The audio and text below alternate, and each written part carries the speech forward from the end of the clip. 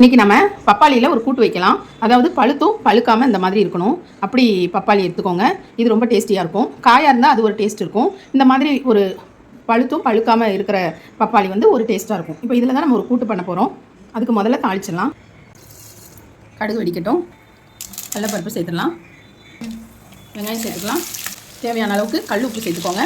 முடிஞ்ச வரைக்கும் கல் உப்பு சேர்த்து சமையல் பண்ணுங்கள். ரொம்ப நல்லாயிருக்கும். உடம்புக்கும் நல்லா ஆரோக்கியமாக இருக்கும். நல்லா ஃப்ரை ஆகட்டும். நல்லா ப்ரௌன் ஆகிற வரைக்கும் வதக்கலாம். இப்போ நல்லா வெங்காயம் வதங்கியிருக்கு. இதில் நம்ம நறுக்கி வச்சுருந்தோம் இல்லையா, இந்த பப்பாளி துண்டை இதில் சேர்த்துடலாம். நல்லா கிளறி விட்டுறலாம். இப்போ இதுக்கு நம்ம அரைச்சிக்கலாம். அதுக்கு துவரம் பருப்பு சேர்த்துக்கலாம்.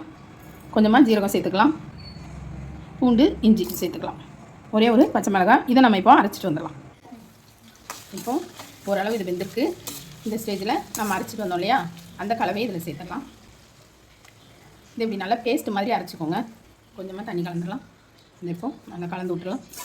இப்போ நல்லா கலந்து விட்டாச்சு. இப்போ வந்து நாம் இதில் காரத்துக்காக குழம்பு மிளகாத்தூள் அல்லது சாம்பார் பொடி சேர்த்துடலாம். வந்து கறி விட்டுலாம். இது ரொம்பவே சூப்பராக இருக்கும். சாப்பிட்றதுக்கு டேஸ்ட்டாகவும் இருக்கும். உடம்புக்கும் ரொம்ப நல்லது. நீங்கள் இப்படியாவும் எடுத்துக்கலாம், அல்லது கொஞ்சம் தண்ணி வேணாலும் நீங்கள் ஊற்றிக்கலாம். நம்ம இன்னும் கொஞ்சம் தண்ணி கலந்துருக்கோம். அப்படியே கிளறி விடலாம். பார்க்குறதுக்கு ரொம்ப கலர்ஃபுல்லாக இருக்குல்ல இந்த கூட்டு, ரொம்ப டேஸ்டியாக இருக்கும். இதை இப்போ எல்லாத்தையும் கலந்து விட்டாச்சு. அப்படியே கொஞ்சம் நேரம் மூடி போட்டு இந்த மசாலா வண்டெல்லாம் போனதுக்கப்புறம் நம்ம பார்க்கலாம். A few moments later. இப்போ இது நல்லா கொதிக்குது. இப்போ சூப்பரான பப்பாளி காய் கூட்டு ரெடி ஆகிடுச்சு. இதே மெத்தடில் இதே மாதிரி செஞ்சு பாருங்கள். ரொம்பவே சூப்பராக இருக்கும்.